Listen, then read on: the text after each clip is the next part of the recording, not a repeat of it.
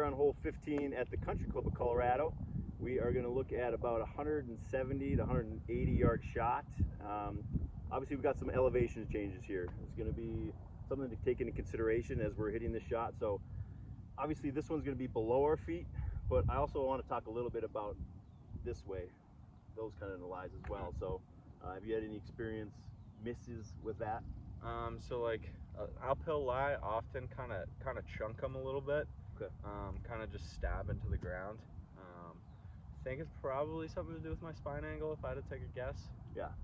I would say when you're on these type of lies, if you're having the feet one way or the other, you always want to have your shoulder plane and your spine angle kind of level with how that ground angle is as well. So when you're getting up there, try to think of where this is. So if you're here, you don't want this here. You want to kind of level like out a driver. With that. Okay. And I think that's going to stop that chunking. Yep, okay. Exactly. Awesome. And so like this, for this lie, the ball is like pretty below my feet.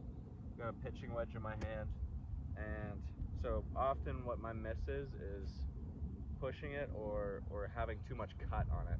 Okay. So kind of talking about that controllability. Yep. That is going to be the common miss for that type of shot, being below your feet. You're coming through, and it's tough to get your shoulders and the club face square at impact. So it's going to want to stay open. It's going to flare to the right, or else if you come through here, it's a push. So I'd like to see one, and see how we're doing, and then I can make some adjustments from there. Absolutely. All right. So kind of my thought process, how I'm vividly thinking about the hole is kind of, I've always thought about like sitting in a chair and then obviously aiming left of the pin. So flag's on the right portion of the green. I'm gonna aim like pretty much off the green on the left side into the rough there. Good. Yeah, you want to make sure that you're not putting yourself in a bad spot going for the pin. Let that air take into consideration. Yeah, absolutely. All right. Let's see what I got here.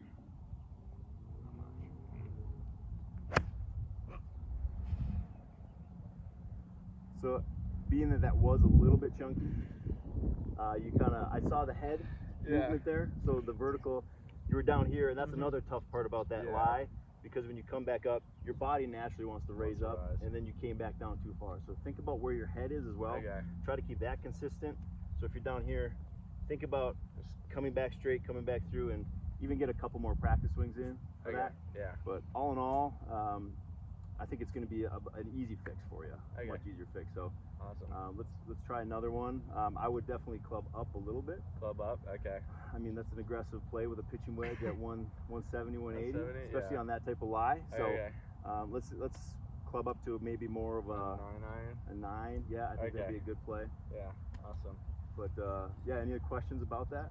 Does that make sense with the head movement? With the head, yeah, because that's something I've always kind of struggled with. Even just in my full swing, I kind of get my head down too low. Sure. Oftentimes, so kind of just feeling like I'm just rotating. More that turn, right? So yeah, that does make a lot of sense. Let's move on to another hole and see what that has in store for us. Sweet. Ball below my feet once again. This time it's out of some tough grass here. We're not hitting fairways right now, so we're going to address that next lesson. But back in 2001, Ernie Els taught me this trick. Yeah, that's real. So when you get up to this ball, same thing. Get some good practice swings in. Obviously, you're not in a hazard, so you can take those practice swings, ground the club a little bit, but just get a feel for where the ground is in relation to the club head. Okay. How much you need to get down on it, but keep that head level again.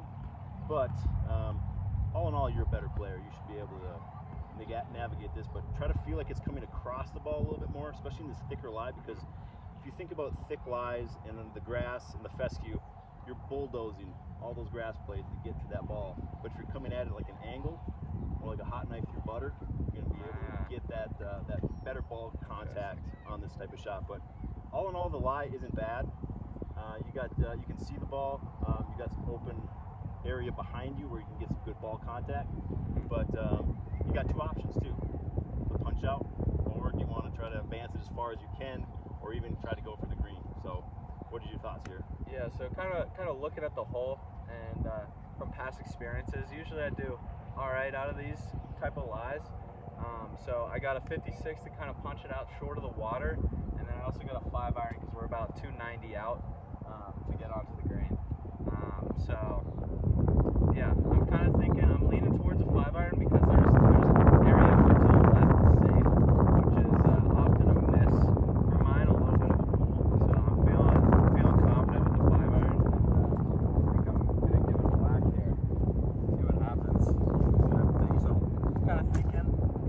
lesson.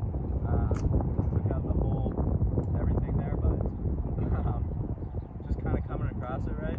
I think you're good because, like I said, you got a good look at the ball. You got enough area behind it where you can get underneath it, and it's not going to be a lot of in your way between when you make that contact with the ball to get it up too. Yeah. So I think you're a safe play with that 5-iron. All right. Let's take a whack at it.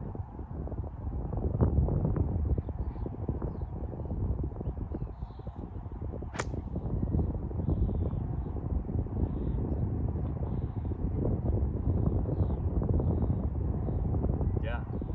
Not in the water, which is good. A little bit left of the green. Hopefully an easy up and down, but I think it was the right choice. I agree. I think if I punched out, I would have had to deal with the water again. Obviously a little bit of a risky play, but you know, you gotta live life a little bit on the edge sometimes. So Especially in golf. So I'm pretty happy with the result. I hit right up the center of the face, which is typical. So yeah, let's get into the lesson. The 17th hole, we're gonna kind of be talking about another sort of ball below the feet lie. This time in the bunker.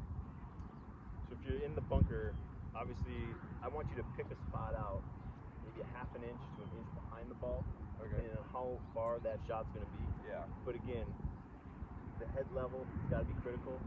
None of this up and down, even lateral movement. We don't want to see a lot of that. It's mainly staying on your spine angle, making that turn, and then splash the sand. Just try to really get underneath it.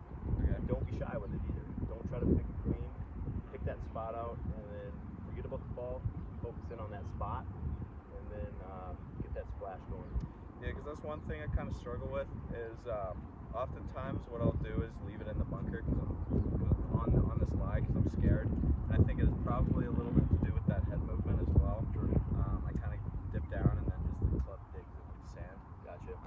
So I think I'm gonna really focus on keeping that head.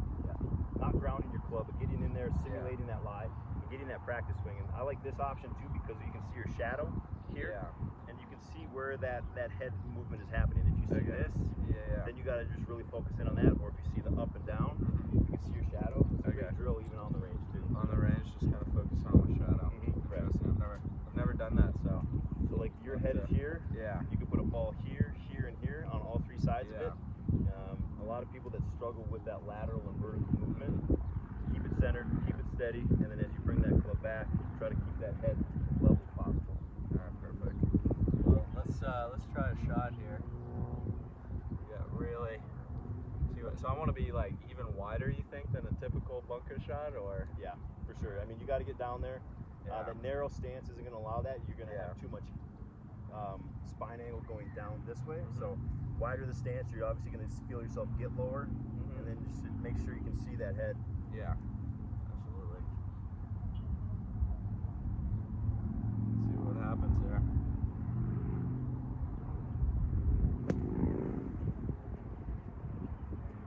Beautiful. I'd rank that a 15 out of 10, if I do say so myself. Got it out. Obviously, you made the splash. You were aggressive with it. You weren't tentative, holding off and trying to finesse it out of there, and that's what you exactly have to do out of that type of lie. Awesome. Well, that went a little better than the last one, so kind of really focusing on keeping my head still. I think it dipped down a little bit still because I did hit a little bit further behind than I wanted to, but it got out, so that's kind of the main thing out of a tough lie to the bunker. So we'll move on to 18 now and kind of talk about the same thing we did on 16 there.